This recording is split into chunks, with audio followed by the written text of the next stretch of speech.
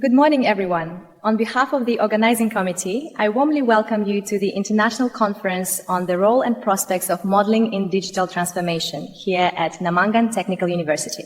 Good morning, everyone. On behalf of organizing committee, it's my great pleasure to welcome you to the International Scientific and Scientific Technical Conference on the Role and Prospects of Modeling in the Process of Digital Transformation in Namangan Technical University, City of Namangan, Uzbekistan.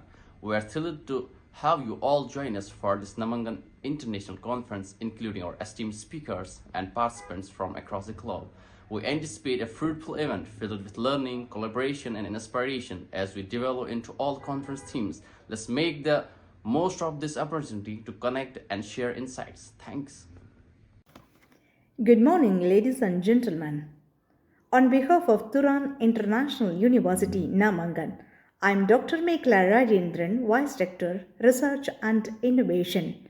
I extend my heartfelt congratulations on the successful organization of this International Conference on Digital Transformations and Modeling. I deeply appreciate the collective efforts that strengthen international research and global collaborations. Thank you very much.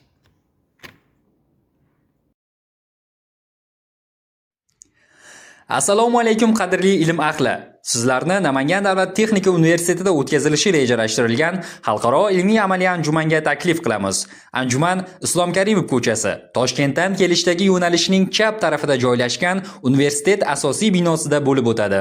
Yo'nalishning o'ng tarafida muhtasham talabalar turar joyini ko'rishingiz mumkin. Namangan davlat texnika universiteti O'zbekiston prezidentining 2025-yil 24-yanvardagi 23-sonli qarori asosida tashkil topgan bo'lib, Farg'ona vodiysidagi eng yirik texnika oliy o'quv yurtlaridan biri hisoblanadi. Universitet bugungi kunda 20 ta o'quv binosi va 5 ta talabalar turar joyiga ega. Yaqinda ular safiga 1000 o'rinlik yangi yotoqxona ham qo'shildi.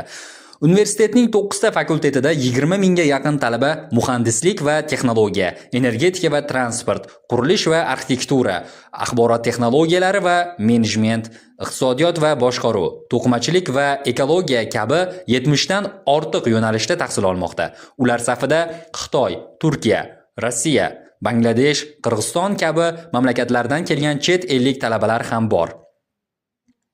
Binoga kirib borganda o'ng tarafda anjuman oldidan kafedra professor o'qituvchilarining chop etgan ilmiy nashr va to'plamlarining ko'rgazmasi bilan tanishishingiz mumkin. Chap tarafda universitet tarixida oliygohni boshqargan rahbarlar surati, undan keyin hurmatli prezidentimizning portreti hamda bugungi kunda respublikamiz miqyosida yurtimiz ravnaqiga o'z hissasini qo'shayotgan faxrli bitiruvchilarimiz suratlari bilan ham tanishishingiz mumkin. Binoning ikkinchi qavatda joylashgan kichik faollar zalida xalqaro anjuman o'z ishini olib boradi.